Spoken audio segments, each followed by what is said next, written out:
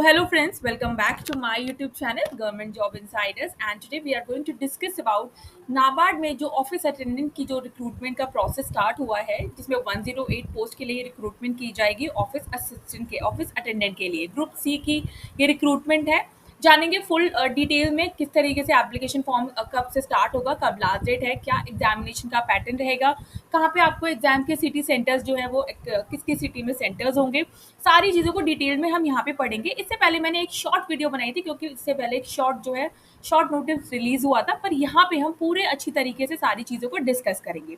If you have any issue, if you are facing any problem, तो आप write me in the comment box, I will reply as soon as possible. तो चलिए video को शुरू करते हैं।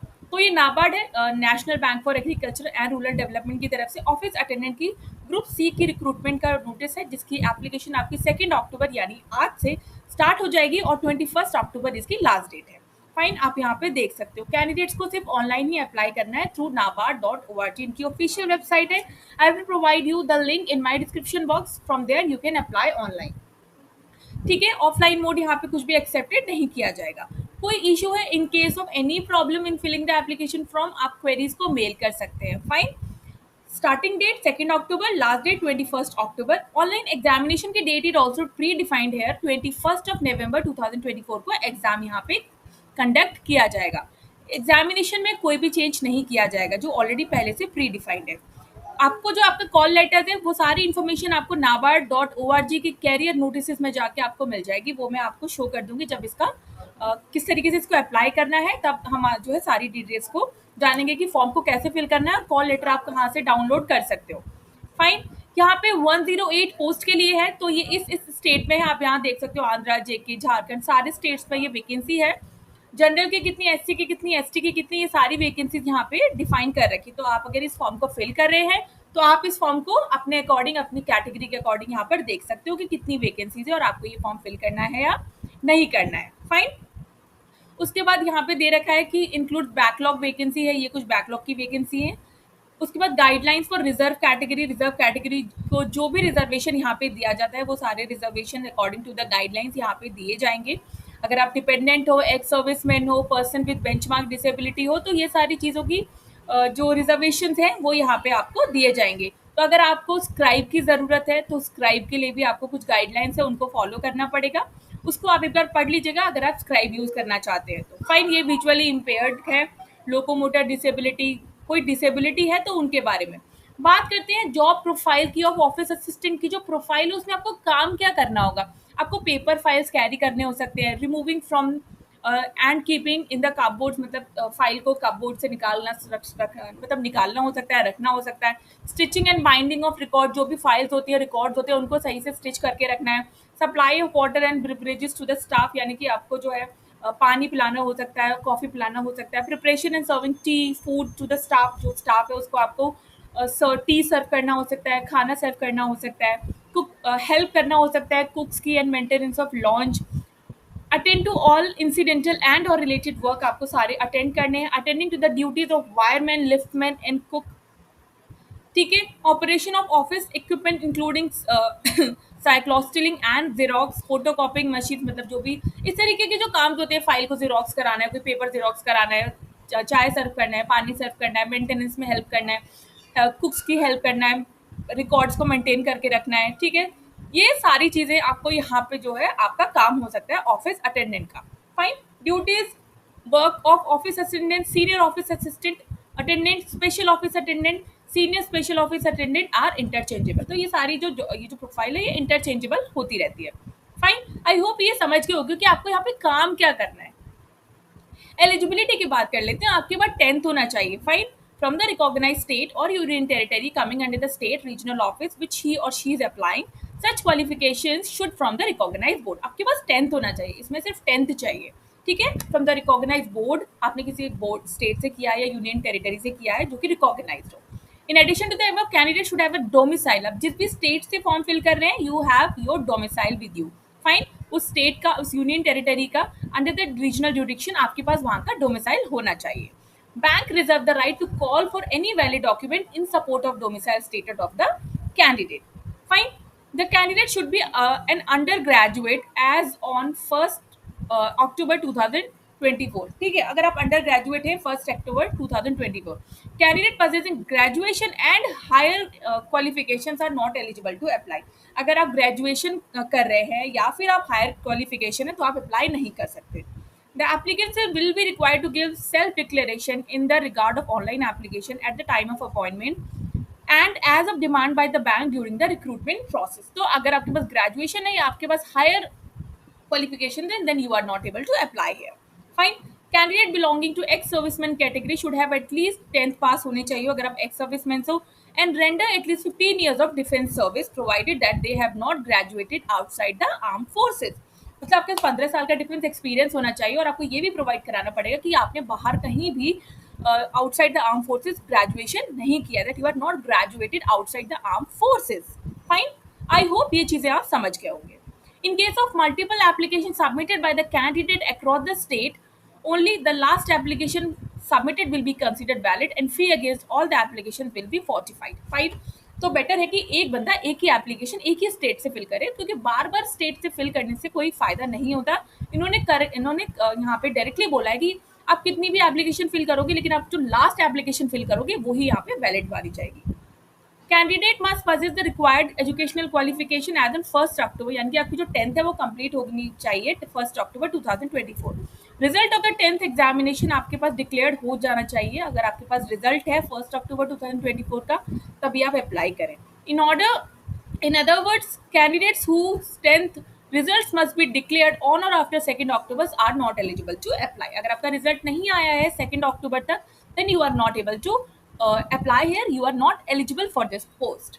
As की बात करें तो यहाँ पे मिनिमम एज और मैक्सिमम एज दे रखी है। मिनिमम 18 है, मैक्सिमम 30 ईयर्स ऑफ एज है, ठीक है। Not earlier than 1994 and not later than 2006।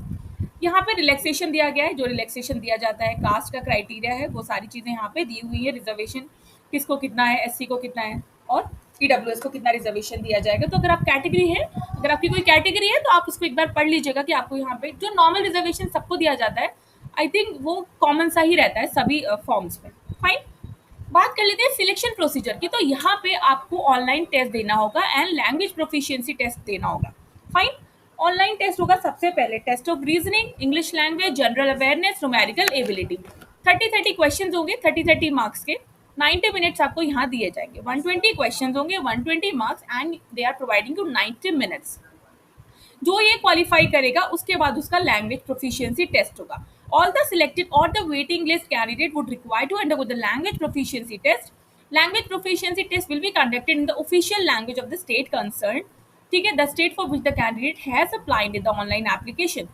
The language proficiency test will be qualifying in nature। Candidate not qualify or passing the LPT will be disqualified। अगर आप इसको qualify नहीं करते हैं तो आप डिस्क्वालीफाई हो जाएंगे, ठीक है। तो आप जिस भी स्टेट से भर रहे हो, बहुत सारे स्टेट लोग क्या करते हैं कि जैसे यूपी से है वो साउथ से भर देंगे, वो नॉर्थ ईस्ट से भर देंगे, but you have to keep this in your mind कि आपको वहाँ की रीजनल लैंग्वेज आनी चाहिए, क्योंकि आपका यहाँ पे लैंग्वेज प्रोफिशिएंसी टेस्ट होगा और अगर आपने वो क्वालिफाई नहीं किया तो आप डिस्क्वालीफाई हो जाओगे। The detail of LPT to be conducted would be available on the NABARD की website after the declaration of the online examination result. In this connection the list of languages specified, यहाँ पे list आप इस पे जब click करोगे यहाँ पे सारी जो है ऑफिशियल लैंग्वेजेस दे रखी हैं कि किस स्टेट की क्या ऑफिशियल लैंग्वेज है, तो उसको आपको यहाँ पे अच्छे से देख लेना है आप जिस भी स्टेट से यहाँ पे फॉर्म फिल कर रहे हो। फाइन। या तो ये सारी चीज़ ये मैंने आपको बता दिया किस तरीके से है। एक बार आपको सारा यहाँ पे देख लेना है कि आप जिस भी स्टेट से फॉर्म फिल कर रहे हो। फाइन। अब हम बात कर लेंगे एग्जाम्स के बारे में। मैंने आपको बता दिया ऑनलाइन एग्जामिनेशन होगा, इंग्लिश लैंग्वेज में होगा, ठीक है। Online test except English language will be available bilingually. अच्छा, इंग्लिश और हिंदी में होगा, सिर्फ इंग्लिश लैंग्वेज जो है वो इंग्लिश में ही रहेगी, ऑब्वियसली वो इंग्लिश में ही रहने वाली है। Only such candidate who score the cut off marks और above in the online test will be shortlisted for the selection. Fine. यहाँ पे आपको 30 क्वेश्चन है, 30 मार्क्स हैं in each and every section. 1/4 की नेगेटिव मार्किंग है, ठीक है, ये आपको याद रखना है, यहाँ पे नेगेटिव मार्किंग है। LPT जो है वो मैंडेटरी है। नो एग्जम्पशंस और any sort will be given to the candidate for appearing in LPT। LPT will be qualifying type है। कैंडिडेट प्रोविजनली सिलेक्टेड और waiting from the online test will have to go mandatory language proficiency test. जब आप वो qualify कर लोगे ठीक है, तो आपको जो है एलपीटी देना होगा। Candidate applying for the post in a particular state would be proficient in official language of the state, that is he should be able to read write speak and understand the language. जैसे अगर आप तमिल से भर रहे हो तो आपको तेलुगु आनी चाहिए, आपको पढ़ना आना चाहिए, सुनना आपको समझना आना चाहिए, आपको बोलना आना चाहिए। Fine. Official language of the state would be the main language declared by the state gadget of the concerned state. Fine, यहाँ पे वैसे उन्होंने मेंशन कर रखा है। Other detailed information regarding the examination will be given in the information handout, which will be made available to the candidates for downloading along with the call letter। सारी information आपको आपके जो आपका कॉल लेटर डाउनलोड करोगे आप जब आएगा तो आप उस पर देख सकते हो।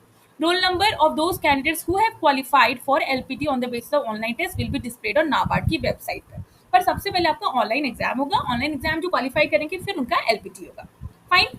Final appointment of the candidate will depend upon the performance in the online test in order of the merit qualifying in LPT. उसके बाद आपका मेडिकल फिटनेस टेस्ट होगा, उसके बाद आपका डॉक्यूमेंट का वेरिफिकेशन होगा and biometric data identification verification होगा। To the bank satisfaction decision of the bank in this regard will be final. Fine, तो आप समझ के होगी कि प्रोसेस जो है वो किस तरीके से रहने वाला है।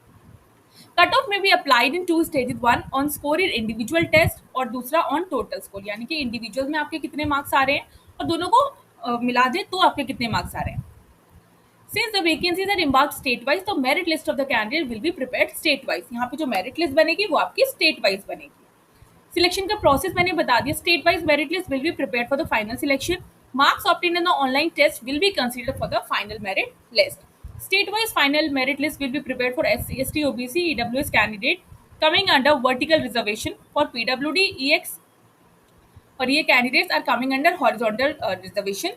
Final merit list will be prepared on all India basis and the candidates will be posted to the center, state or union territories as per their domicile states। यानी कि आप जिस भी स्टेट से बिलोंग करते हैं आपका पास जो डोमिसाइल है उसके अकॉर्डिंग आपको यहाँ पे पोस्टिंग दी जाएगी। ये in the case of tie है, अगर टाई हो जाता है तो किस पे ये वेट लिस्ट है। Wait list of up to 50% of the vacancies और subjected to minimum of 3 will be maintained. Fine. ये डॉक्यूमेंट वेरिफिकेशन के बारे में, biometric data and capturing and verification होगा। यहाँ पे candidates are requested to take care of the following points in order to ensure the smooth process. If fingers are coated, ठीक है, stamp ink या मेहंदी या colour, ensure thoroughly wash them. If fingers are dirty, ये थोड़ा बाद का process है। जब आपका फाइनल सिलेक्शन मतलब आप क्लियर कर लोगे ऑनलाइन एग्जाम, उसके बाद आप एलपीटी कर लोगे, उसके बाद आपका मेडिकल फिटनेस टेस्ट होगा, उसके बाद आपका ये बायोमेट्रिक वेरिफिकेशन होगा जिसकी गाइडलाइंस है कि मतलब आपकी फिंगर्स जो है वो क्लियर होनी चाहिए, फिंगर्स बोथ हैंड ड्राई होने चाहिए। Fine. If the primary finger left thumb to be captured और injured or damaged, immediately notify to the concerned authority. In such cases, impression of other fingers may be captured. ठीक है। Pre recruitment training है जिनको मतलब like पहले ये उनके लिए है, SC, ST, OBC, PWD candidates को प्री रिक्रूटमेंट ट्रेनिंग भी दी जाती है यहाँ पे, ताकि वो फेमिलियर हो जाए कि किस तरीके से जो है एग्जाम का पैटर्न रहता है। जब आप फॉर्म फिल करोगे तब आपको यहाँ पे ये यहाँ पे एक स्लैब होगा, आपको ये फिल करना होगा that you need the pre recruitment training और not. Candidate belonging to SC, ST, OBC, PWD who desire to avail for the pre-examination training should invariably fill the details in the relevant column while filling the online application.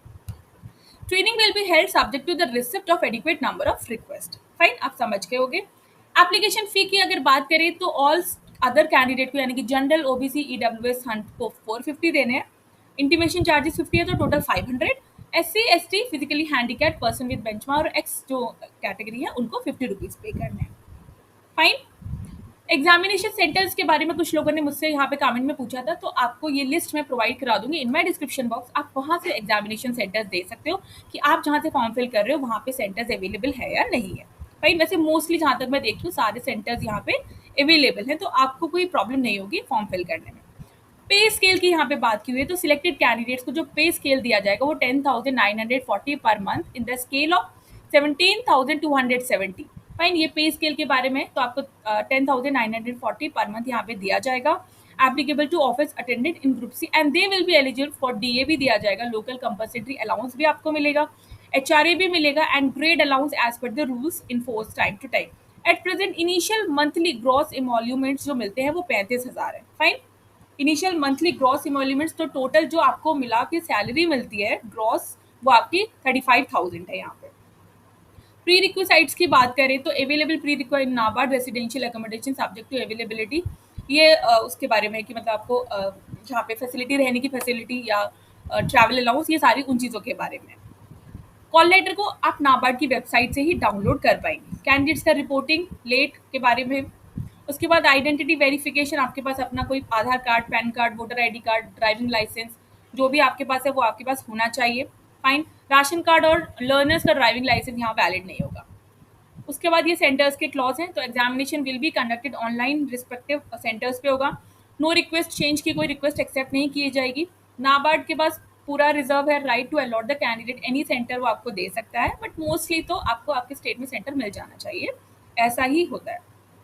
NABARD की official website पे जाना है, वहां से जाके आपको apply करना है। Fine. Detail guide procedures, application registration करना है। फाइन। पूरी details, payment of application fee, photographer signature upload करना है। 2 अक्टूबर से 21 अक्टूबर लास्ट डेट है, उसके बाद आप अप्लाई नहीं कर पाओगे।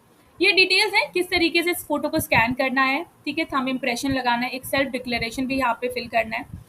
इसको एक बार आप पढ़ लीजिएगा, मैंने आपको वैसे बता दिया है। एप्लीकेशन का प्रोसीजर क्या है, अप्लाई ऑनलाइन पे, अगर आप न्यू यूज़र हैं तो रजिस्ट्रेशन करना होगा। फाइन। रजिस्ट्रेशन करने के बाद सारी चीज़ें सेव हो जाएंगी, तो आपके पास यूज़र आईडी और पासवर्ड आएगा, उसके हिसाब से आपको अपना पूरा कंप्लीट रजिस्ट्रेशन यहाँ पे करना है, सारी डिटेल्स फिल करनी है। उसके बाद आपको अपनी फीस की पेमेंट करनी है और उसको ई रिसिप्ट को जनरेट होगी, उसको भी आपको सेव करके रख लेना है। तो आई होप ये सारी चीज़ें आपको समझ में आ गई होंगी, और वीडियो अच्छी लगे तो चैनल को लाइक शेयर सब्सक्राइब ज़रूर करिएगा। तब तक के लिए नमस्ते।